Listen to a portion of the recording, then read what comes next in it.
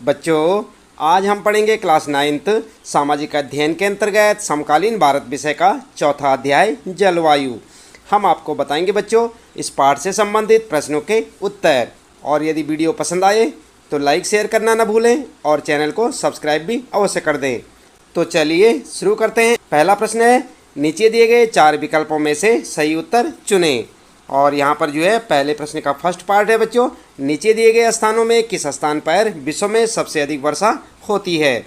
और ये हैं बच्चों आपके 4 ऑप्शन, सिलचर, चेरापूंजी, मौसिनराम और गुवाहाटी। आपको इसमें से करेक्ट ऑप्शन बताना है। उत्तर में आप लिख सकते हैं बच्चों, गए वाला ऑप्शन बिल्कुल करेक्ट है, मौसिनराम। आई बात समझ में।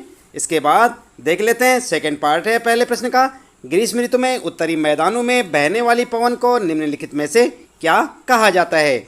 और जानते हैं आप क्या कहा जाता है। ये आपके 4 ऑप्शन हैं, काल बैसाखी, व्यापारिक पवनें, लू, इनमें से कोई नहीं। तो आप क्या लिखेंगे उत्तर में। उत्तर आप लिख सकते हैं बच्चों, गए वाला ऑप्शन आपका बिल्कुल करेक्ट ऑप्शन है, लू। ठीक है, इस प्रकार से आप अपना उत्तर लिख सकते हैं। अगला है बच्चों फिर पहले प्रश्न का थर्ड पार्ट। इसमें पूछा है, निम्नलिखित में से कौन सा कारण भारत के पश्चिमी भाग में शीत ऋतु में होने वाली वर्षा के लिए उत्तरदायी है। जानते हैं आप क्या है। और यहाँ पर आपके 4 ऑप्शन है बच्चों, चक्रवाती अवदाब, पश्चिमी विक्षोभ, मानसून की वापसी और दक्षिण पश्चिम मानसून। तो यहाँ पर आपको सही ऑप्शन चुनना है। आपका उत्तर होगा बच्चों पश्चिमी विक्षोभ, जो कि आपका ख ऑप्शन है यहाँ पर और बिल्कुल करेक्ट है। आप इसे अपनी नोटबुक में नोट कर सकते हैं। उसके बाद अगला पार्ट है बच्चों पहले प्रश्न का, भारत में मानसून का आगमन निम्नलिखित में से कब होता है। और कब होता है, यहाँ पर आपके 4 ऑप्शन हैं, मई के प्रारंभ में, जून के प्रारंभ में, जुलाई के प्रारंभ में या फिर अगस्त के प्रारंभ में। क्या लिखेंगे उत्तर में। उत्तर लिखेंगे जुलाई के प्रारंभ में। आप देख रहे हैं यहाँ पर गए वाला ऑप्शन आपका करेक्ट ऑप्शन है, जुलाई के प्रारंभ में। इसके बाद फिर अगला पार्ट है, निम्नलिखित में से कौन सी भारत में शीत ऋतु की विशेषता है। और यहाँ पर आपके 4 ऑप्शन है बच्चों, गर्म दिन एवं गर्म रातें, गर्म दिन एवं ठंडी रातें, ठंडा दिन एवं ठंडी रातें, ठंडा दिन एवं गर्म रातें। तो आपका करेक्ट ऑप्शन क्या होगा। आप उत्तर में लिख सकते हैं, ख वाला ऑप्शन आपका करेक्ट ऑप्शन है, गर्म दिन एवं ठंडी रातें। ठीक है, तो ये आपका करेक्ट ऑप्शन होगा। और इसके बाद बच्चों फिर शुरू होता है आपका प्रश्न नंबर 2, निम्न प्रश्नों के उत्तर संक्षेप में दीजिए। और यहाँ पर दूसरे प्रश्न का फर्स्ट पार्ट है, भारत की जलवायु को प्रभावित करने वाले कौन कौन से कारक हैं। उत्तर लिखेंगे आप, भारत की जलवायु को प्रभावित करने वाले कारक हैं अक्षांश, तुंगता, ऊंचाई, वायुदाब एवं पवन तंत्र, समुद्र से दूरी, महासागरीय धाराएं तथा उच्चावच लक्षण। इस प्रकार से आप दूसरे प्रश्न के फर्स्ट पार्ट का उत्तर लिख सकते हैं बच्चों। ये आपके सामने प्रश्न है और उसका उत्तर। दूसरे प्रश्न का सेकेंड पार्ट है बच्चों, भारत में मानसूनी प्रकार की जलवायु क्यों है। तो क्या लिखेंगे उत्तर। उत्तर लिखेंगे, भारत की जलवायु मानसून द्वारा अत्यधिक प्रभावित है, इसलिए इसकी जलवायु मानसूनी प्रकार की है। आई बात समझ में। इस प्रकार आप अपने प्रश्न का उत्तर लिखते चले जाएं। इसके बाद थर्ड पार्ट है बच्चों, भारत के किस भाग में दैनिक तापमान अधिक होता है एवं क्यों। उत्तर लिखेंगे, भारत के उत्तर पश्चिमी भाग में, जिसमें भारत का मरुस्थल भी शामिल है तथा जहां सर्वाधिक दैनिक तापमान होता है। थार मरुस्थल में दिन का तापमान 50 डिग्री सेल्सियस तक जा सकता है, जबकि उसी रात में यह 15 डिग्री सेल्सियस तक गिर सकता है। ऐसा इस कारण होता है क्योंकि रेत ऊष्मा को बहुत जल्दी अवशोषित करती और छोड़ती है। इस तथ्य के कारण इस क्षेत्र में दिन और रात के तापमान में बहुत अधिक अंतर होता है। तो इस प्रकार से आप अपना उत्तर लिख सकते हैं बच्चों। फिर आता है अगला प्रश्न, किन पवनों के कारण मालाबार तट पर वर्षा होती है। उत्तर लिखेंगे, मालाबार क्षेत्र पश्चिम तट पर स्थित है, दक्षिण पश्चिमी पवनों के कारण मालाबार तट पर वर्षा होती है। फिर अगला प्रश्न है बच्चों, जेट धाराएं क्या हैं तथा ये किस प्रकार भारत की जलवायु को प्रभावित करती हैं। उत्तर क्या लिखेंगे। उत्तर लिखेंगे, क्षोभ मंडल में अत्यधिक ऊंचाई पर एक संकरी पट्टी में स्थित जो हवाएं होती हैं, इनकी गति गर्मी में 110 किलोमीटर प्रति घंटा एवं सर्दी में 184 किलोमीटर प्रति घंटा के बीच विचलन करती हैं। ग्रीष्म ऋतु में हिमालय के उत्तर पश्चिमी जेट धाराओं का तथा भारतीय प्रायद्वीप के ऊपर उष्णकटिबंधीय पूर्वी जेट धाराओं का प्रभाव होता है। हिमालय के दक्षिण में बहती उपोष्ण पश्चिमी जेट धाराएं पश्चिमी विक्षोभों के लिए जिम्मेदार हैं, जो कि देश के उत्तर एवं उत्तर पश्चिमी भागों में सर्दियों के महीनों में वर्षा का कारण बनती हैं। देश के प्रायद्वीपीय भाग पर बहने वाली उपोष्ण पूर्वी जेठ धाराएं अर्थात उष्ण पूर्वी जेठ धारा ग्रीष्म ऋतु में उष्ण कटिबंधीय चक्रवातों के लिए जिम्मेदार हैं, जो मानसून सहित अक्टूबर नवंबर की अवधि के दौरान भारत के पूर्वी तटीय क्षेत्रों को प्रभावित करते हैं। ठीक है, तो इस प्रकार से आप अपना उत्तर लिख सकते हैं बच्चों। ये आपका प्रश्न है यहाँ पर, जेठ धाराएं क्या हैं तथा ये किस प्रकार भारत की जलवायु को प्रभावित करती हैं। उत्तर आप यहाँ से देखकर लिख सकते हैं बच्चों, साथ साथ याद भी करते रहें। इसके बाद अगला प्रश्न आता है आपका, मानसून को परिभाषित करें। मानसून में विराम से आप क्या समझते हैं? क्या लिखेंगे उत्तर? उत्तर लिखेंगे ऋतुओं के अनुसार हवाओं की दिशा में परिवर्तन ही मानसून कहलाता है। मानसून के आगमन के समय के आसपास सामान्य वर्षा में अचानक वृद्धि हो जाती है, जो कई दिनों तक होती रहती है। आर्द्रता युक्त पवनों के जोरदार गर्जन व बिजली चमकने के साथ अचानक आगमन को मानसून प्रस्फोट के नाम से जाना जाता है। वर्षा में विराम का अर्थ है कि मानसूनी वर्षा एक समय में कुछ दिनों तक ही होती है। मानसून में आने वाले ये विराम मानसूनी गर्त की गति से संबंधित होते हैं। आई बात समझ में? इस प्रकार से आप लिख सकते हैं बच्चों अपने इस प्रश्न का उत्तर। के बाद अगला प्रश्न है बच्चों, मानसून को एक सूत्र में बांधने वाला क्यों समझा जाता है? क्यों समझा जाता है? उत्तर लिखेंगे विभिन्न अक्षांशों में स्थित होने एवं उच्चावच लक्षणों के कारण भारत की मौसम संबंधी परिस्थितियों में बहुत अधिक भिन्नताएं पाई जाती हैं, किंतु ये भिन्नताएं मानसून के कारण कम हो जाती हैं, क्योंकि मानसून पूरे भारत में बहती है। संपूर्ण भारतीय भूदृश्य, इसके जीव तथा वनस्पति, इसका कृषि चक्र, मानव जीवन तथा उनके त्यौहार उत्सव सभी इस मानसूनी लय के चारों ओर घूम रहे हैं। मानसून के आगमन का पूरे देश में भरपूर स्वागत होता है। भारत में मानसून के आगमन का स्वागत करने के लिए विभिन्न त्यौहार मनाए जाते हैं। मानसून झुलसाती गर्मी से राहत प्रदान करती है। मानसून वर्षा कृषि क्रियाकलापों के लिए पानी उपलब्ध कराती है। वायु प्रवाह में ऋतुओं के अनुसार परिवर्तन एवं इससे जुड़ी मौसम संबंधी परिस्थितियां ऋतुओं का एक लयबद्ध चक्र उपलब्ध कराती हैं, जो पूरे देश को एकता के सूत्र में बांधती हैं। ये मानसूनी पवनें हमें जल प्रदान कर कृषि की प्रक्रिया में तेजी लाती हैं एवं संपूर्ण देश को एक सूत्र में बांधती हैं। नदी घाटियाँ जो इन जलों का संवहन करती हैं, उन्हें भी एक नदी घाटी इकाई का नाम दिया जाता है। भारत के लोगों का संपूर्ण जीवन मानसून के इर्द गिर्द घूमता है, इसलिए मानसून को एक सूत्र में बांधने वाला समझा जाता है। ठीक है, तो इस प्रकार से आप अपना उत्तर लिख सकते हैं बच्चों यहाँ पर। फिर है आपका तीसरा प्रश्न यहाँ पर, और इसमें पूछा है उत्तर भारत में पूर्व से पश्चिम की ओर वर्षा की मात्रा क्यों घटती जाती है? उत्तर लिखेंगे हवाओं में निरंतर कम होती आर्द्रता के कारण उत्तर भारत में पूर्व से पश्चिम की ओर वर्षा की मात्रा कम होती जाती है।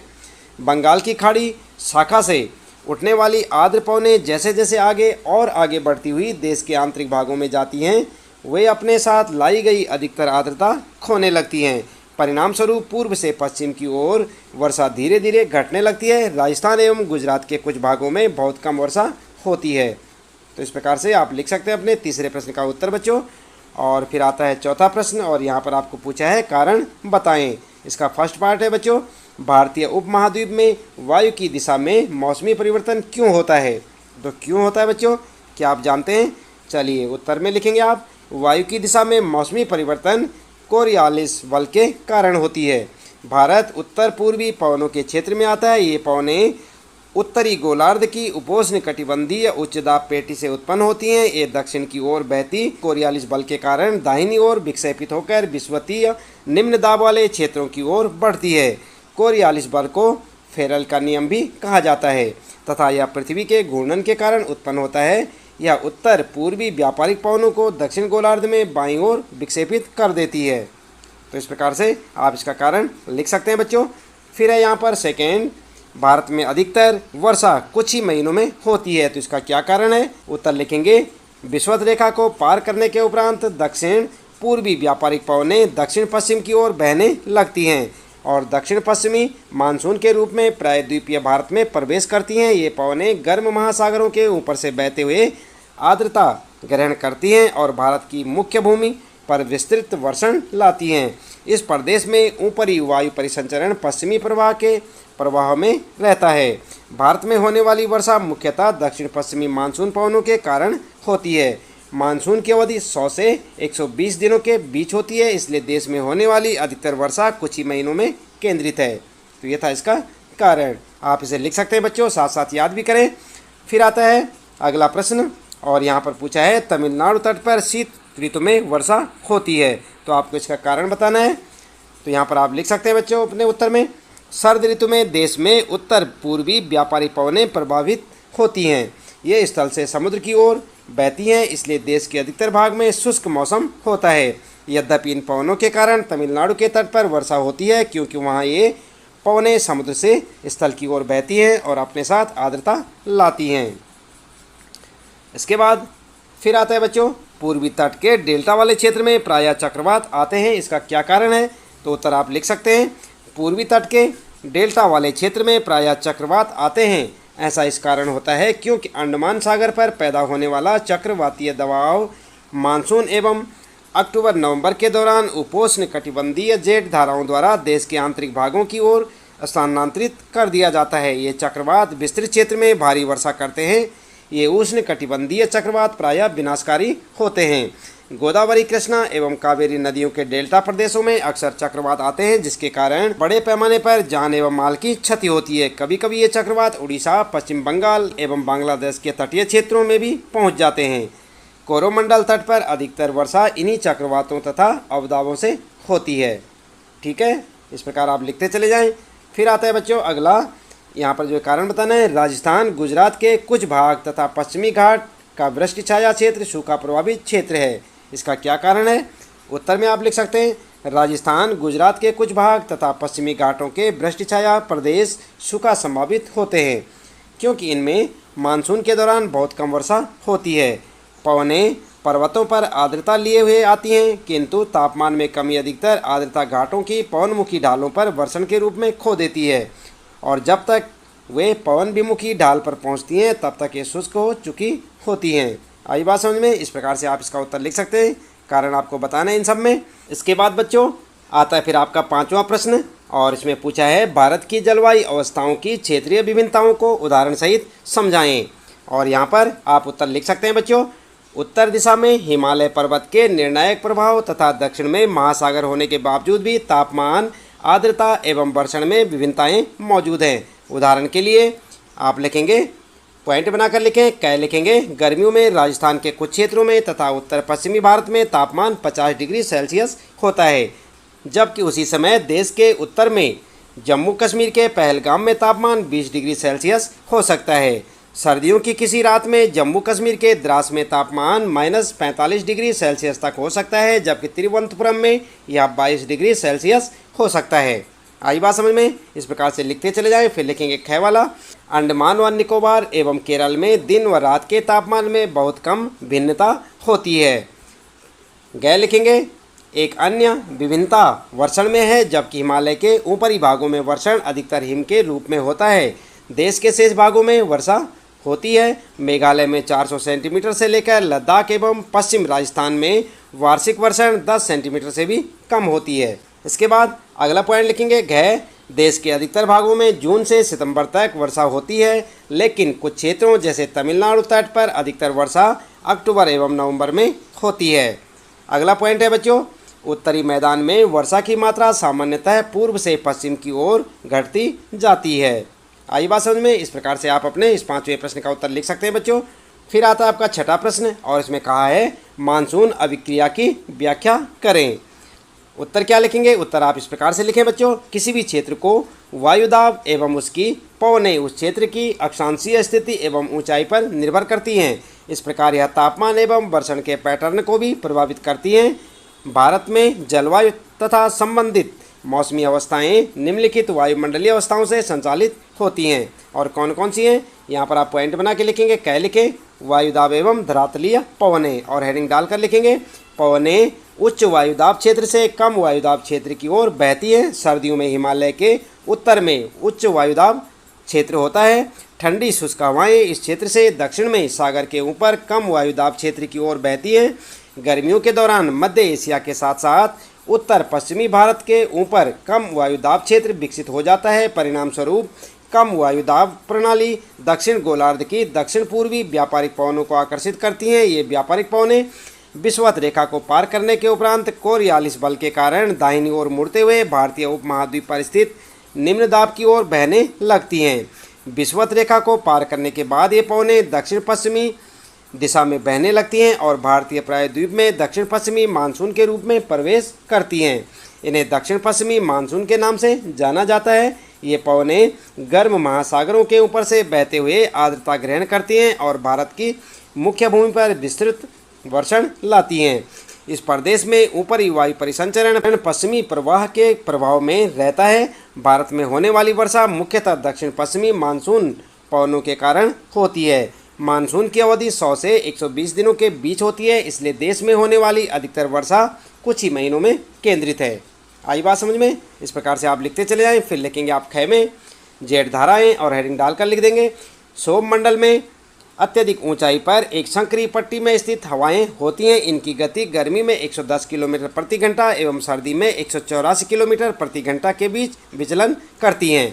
हिमालय के उत्तर की और पश्चिम जेठ धाराओं की गतिविधियों एवं गर्मियों के दौरान भारतीय प्रायद्वीप पर बहने वाली पश्चिमी जेठ धाराओं की उपस्थिति मानसून को प्रभावित करती हैं। जब उष्णकटिबंधीय पूर्वी दक्षिणी प्रशांत महासागर में उच्च वायुदाब होता है तो उष्णकटिबंधीय पूर्वी हिंद महासागर में निम्न वायुदाब होता है, किंतु कुछ निश्चित वर्षों में वायुदाब परिस्थितियां विपरीत हो जाती हैं और पूर्वी प्रशांत महासागर में पूर्वी हिंद महासागर की अपेक्षाकृत निम्न वायुदाब होता है।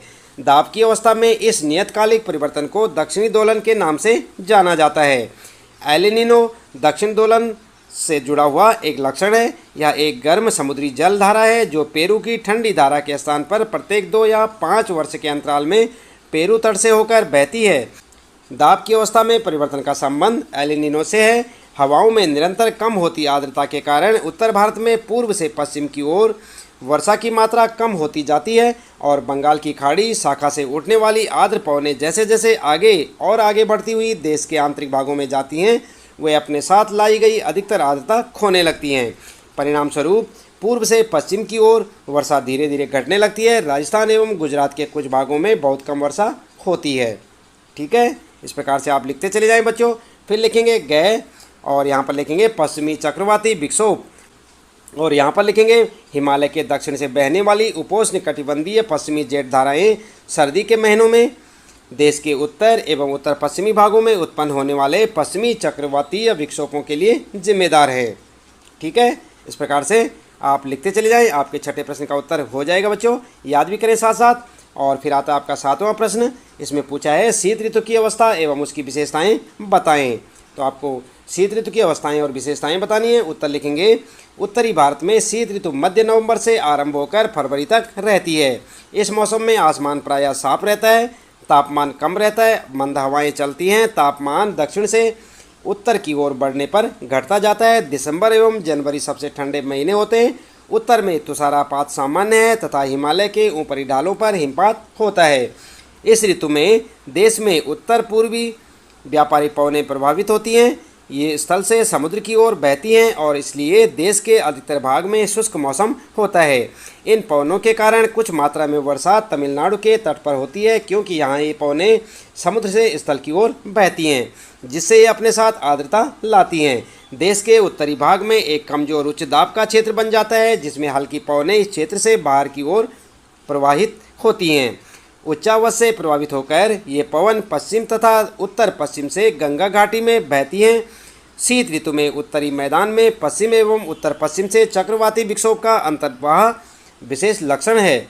यह कम दाब वाली प्रणाली भूमध्य सागर एवं पश्चिमी एशिया के ऊपर उत्पन्न होती हैं तथा पश्चिमी पवनों के साथ भारत में प्रवेश करती हैं। इसके कारण शीतकाल में मैदानों में वर्षा होती है तथा पर्वतों पर हिमपात, जिसकी उस समय बहुत अधिक आवश्यकता होती है। यद्यपि शीतकाल में वर्षा की कुल मात्रा कम होती है, लेकिन ये रबी फसलों के लिए बहुत ही महत्वपूर्ण होती है। आई बात समझ में? इस प्रकार से आप लिख सकते हैं 7वें प्रश्न में। और उसके बाद आया आपका 8वां प्रश्न बच्चों, भारत में होने वाली मानसूनी वर्षा एवं उसकी विशेषताएं बताएं। तो आपको यहाँ पर जो है भारत में होने वाली मानसूनी वर्षा और उसके बारे में बताना है बच्चों। उत्तर में आप इस प्रकार से लिख सकते हैं। उत्तर लिखेंगे भारत में होने वाली मानसूनी वर्षा की विशेषताएं और हेडिंग डाल देंगे यहाँ पर। उसके बाद लिखेंगे, सबसे पहले पॉइंट बनाकर लिखें, कै लिखें। मानसून की अवधि जून के प्रारंभ से सितंबर के मध्य तक 100 से 120 दिन के बीच होती है। ठीक है। ख लिखेंगे, इसके आगमन के आसपास सामान्य वर्षण में अचानक वृद्धि हो जाती है या कई दिनों तक लगातार होती रहती है। आर्द्रता युक्त पवनों के जोरदार गर्जन व बिजली चमकने के साथ अचानक आगमन को मानसून प्रस्फोट के नाम से जाना जाता है। ठीक है, इस प्रकार आप लिखते चले जाएं। फिर लिखेंगे गए और यहाँ पर लिखेंगे मानसून में आर्द्र एवं शुष्क अवधियाँ होती हैं जिन्हें वर्षण में विराम कहा जाता है। फिर लिखेंगे घ वार्षिक वर्षा प्रतिवर्ष अत्यधिक भिन्नता होती है। इसके बाद गै लिखेंगे यह कुछ पवन विमुखी ढलानों एवं मरुस्थल को छोड़कर भारत के शेष क्षेत्रों को पानी उपलब्ध कराती है।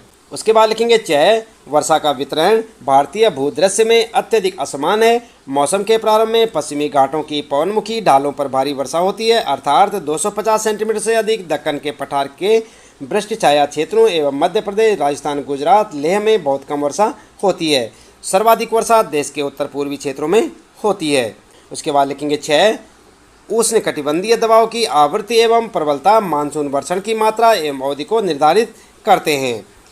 अगला लिखेंगे बच्चों जय भारत के उत्तर पश्चिमी राज्यों से मानसून सितंबर के प्रारंभ में वापसी शुरू कर देते हैं। अक्टूबर के मध्य तक यह देश के उत्तरी हिस्से से पूरी तरह लौट जाती है और दिसंबर तक शेष भारत से भी मानसून लौट जाता है। आई बात समझ में? इस प्रकार से आप लिखते चले जाएं। काफ़ी लंबा उत्तर है बच्चों, याद भी करें साथ साथ। और जय में लिखेंगे मानसून को इसकी अनिश्चितता के कारण भी जाना जाता है। जहां एक ओर देश के कुछ हिस्सों में बाढ़ ला देता है, वहीं दूसरी ओर यह देश के कुछ हिस्सों में सूखे का कारण भी बन जाता है।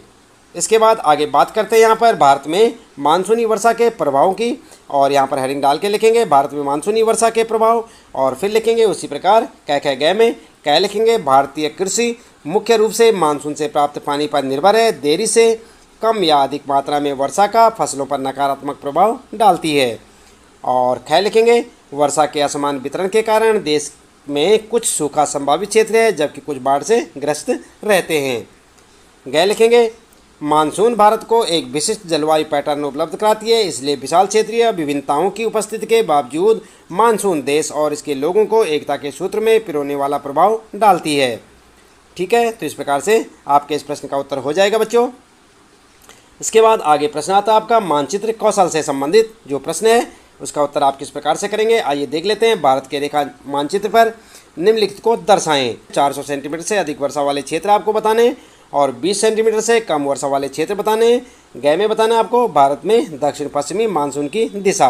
ठीक है, तो उत्तर में आप किस प्रकार से लिखेंगे बच्चों, आप ध्यान दें। जैसे कि आपको ये मानचित्र दिख रहा है बच्चों, यहाँ पर आपको आपकी पाठ्यपुस्तक में भी इसी प्रकार का एक मानचित्र दिखाई देगा। और यहाँ पर देख सकते हैं आप, ये यहाँ पर ज़्यादा ब्लैक हो रखा है, तो ये क्या है, अधिक वर्षा वाला क्षेत्र है।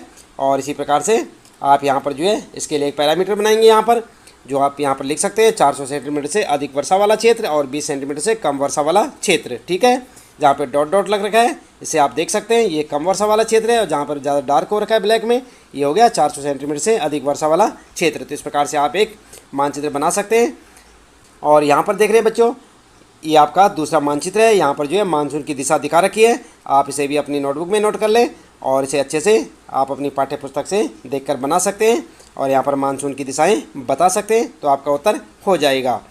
इसके बाद बच्चों आता है आपके लिए प्रश्न परियोजना कार्य से संबंधित, और यहाँ पर क्या है, पता लगाएं कि आपके क्षेत्र में एक विशेष मौसम से कौन से गाने, नृत्य, पर्व एवं भोजन संबंधित हैं। क्या भारत के दूसरे क्षेत्रों से इनमें कुछ समानता है?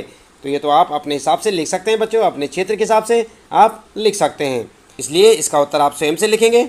और दूसरा है बच्चों यहाँ पर आपके लिए भारत के विभिन्न क्षेत्रों के विशेष ग्रामीण मकानों तथा लोगों की वेशभूषा के फोटोग्राफ इकट्ठे कीजिए, देखिए कि क्या उनमें और अन्य क्षेत्रों की जलवायु की दशाओं तथा उच्चावच में कोई संबंध है। तो ये भी आपको स्वयं से करना होगा।